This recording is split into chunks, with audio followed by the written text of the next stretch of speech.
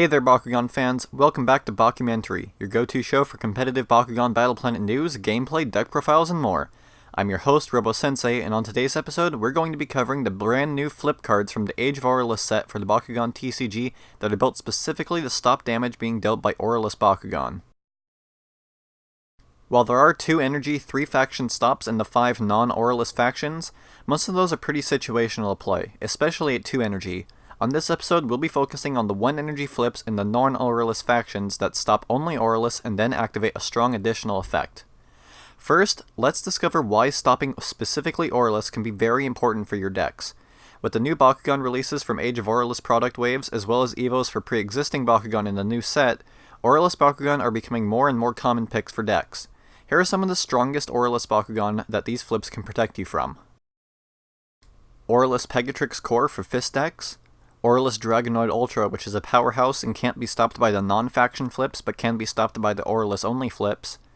Aurelus Hydronoid Ultra, because there's no real other reason needed, it's just such a big and powerful Bakugan. Aurelus Trino for shield decks. Aurelus Trox for the mid-range versions. The OTK version can just Frost Strike through your flips anyway, so this could be to protect you from the mid-range version. Aurelus Green Ultra, which can play its Evo for free by opening on Underdog. Aurelus Gortheon Ultra, which can play large energy cost cards by recharging its energy cards when you play it with Battle Mastery. First up we have Aquos, and our Aurelus flip here is Hidden Treasure. Hidden Treasure allows you to stop Aurelus and then has the Aquos gimmick of drawing cards if you do, in this case 2 cards. This can be a pretty powerful swing and advantage under the right circumstances, and definitely gives you more tools to work with going into the next turn after their Aurelus Bakugan is out of commission, unless it was a team attack. This will see use usually in decks that are not carrying Darkus or Haos, in which you will have to combine it with an outsider's flip such as Fierce Charge in order to get full attribute coverage, since they don't have access to cards like Pact of Darkness or Stand Together. Next up is Darkus, and our flip here is Shadow Drain. In a sort of opposite manner to Hidden Treasure, Shadow Drain stops Aurelus and then allows you to choose a player, likely your opponent, to discard 2 cards from their hand, again gaining you card advantage, but in a different way, forcing your opponent to have less cards than you by discarding parts of your hand, rather than you having more by drawing them. This can see use in the future in control decks featuring Darkus Cubbo that are focused on getting rid of your opponent's hand by making them discard cards. Moving on, we have Haos, and their flip is Cubbo Gaze. Following the hero focus that we've been seeing recently for Haos, Cubbo Gaze allows you to play a hero from your hand that costs 6 energy or less for free after stopping an Aurelus attack. Decks focused around heroes likely have other ways to get them out, such as playing cheaper heroes or reducing their cost with other cards.